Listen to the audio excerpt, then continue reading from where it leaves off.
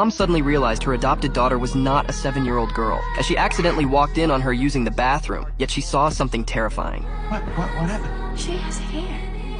What hair? I don't think she's a little girl. But that wasn't even the scariest part. Later that night, Mom wanted to bathe the girl. She wanted to double-check if what she saw was real, but the girl insisted Dad be the one to bathe her. Luckily, Ellen quickly stepped in and said no. But when she, after filling the tub, Natalie just stood there refusing to take off her clothes. She even started mouthing off to her adoptive mom. You can't tell me what to do. You're not my real mom. Ellen was stunned. At first, she didn't want to make a big deal out of it. You can just stand in the tub, and I can wash your butt.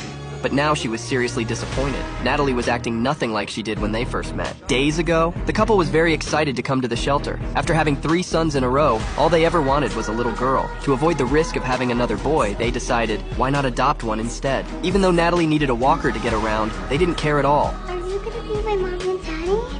What she said even made them overjoyed. The couple finally got the daughter they'd dreamed of. Her 3 brothers were thrilled to have a little sister too, but it didn't take long before trouble started. While filling out the adoption paperwork, the shelter said Natalie had undergone surgery paid for by her previous adoptive parents, and the new family would need to cover the bill, a whopping $7,000. The couple instantly felt like they'd been scammed. No one even told them Natalie had leg issues in the first place, so they decided to think it over first. With a family of 6, that's a serious chunk of money. But while they were still talking, Natalie suddenly walked up to them and said she never even got breakfast there. Seeing her look so pitiful, Ellen gritted her teeth and decided to dip into their emergency savings. Yet this decision was right the beginning of their nightmare. Before heading home, the couple took Natalie to a seaside restaurant. The place had good food and a fun beach vibe, but Natalie started acting totally different. She'd clearly said she hadn't had any breakfast, yet when the food came, she took 1 bite and just left the rest untouched. Then when she saw her brothers playing on the beach, she immediately asked her adoptive mom to carry her down there too. Her mom told her to wait a bit so she could eat something first. But Natalie instantly threw a tantrum,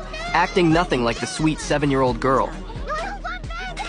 And the weirdest part? She suddenly ditched her walker and started running. That moment set off some serious alarm bells for the couple. But on the flight home, the wife found an explanation in a book. People with congenital dwarfism can have bone deformities, but that doesn't mean they can't walk at all. Maybe Natalie just really wanted to play at the beach and forced herself to run despite the pain. When they got home, they showed Natalie the room they had carefully prepared for her. It was a beautiful pink princess room. Natalie assumed her mom decorated it, and immediately said the color was too childish. But when her mom said it was her dad who did it, Natalie suddenly changed her tune and said she loved it. That shift made her mom feel super uncomfortable, especially watching how sweet Natalie acted with her dad. Something about it felt off. Still, she didn't let her mind go to dark places yet. After all, Natalie was just a little girl. That night, Natalie refused to let her mom help her bathe, then pushed her mom so hard she hit the wall. Right away, Natalie turned on the drama. She ran over, hugged her mom, and started apologizing like crazy, so the mom didn't press it any further. And just like that, Natalie dodged bath time again. But the next morning, the oldest son noticed the windows were covered in crayon scribbles, but none of the 3 brothers had done it, which meant it had to be Natalie. But when her mom confronted her, Natalie launched into another sad, pitiful act. Just then, the dad walked in. Seeing the tension, he jumped in to play peacemaker. Natalie saw her chance and switched tactics, casually bringing up how dad took her out for cookies the night before. That instantly set the mom off.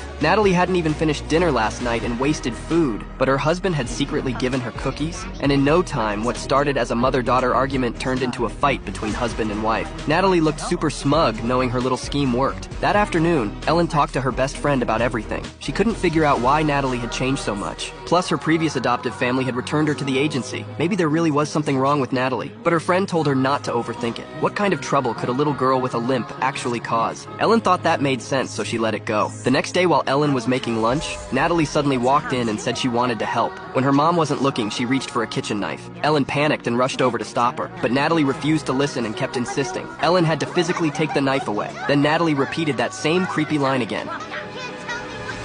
Right then, she suddenly put the knife down and gave this bizarre, almost smug smile. Turned out her dad had just walked in, and Natalie jumped straight into performance mode, saying she was just trying to help, but her mom got mad and yelled at her for no reason. Once again, she managed to stir up more tension between her parents. The mom now truly believed Natalie was dangerous, but the dad thought Ellen was being ridiculous. How could a disabled little girl be dangerous? But that night, Ellen was suddenly woken up by some strange noises. When she looked up, she saw Natalie standing in her room, and she was holding a 100-inch long knife with a creepy smile on her face.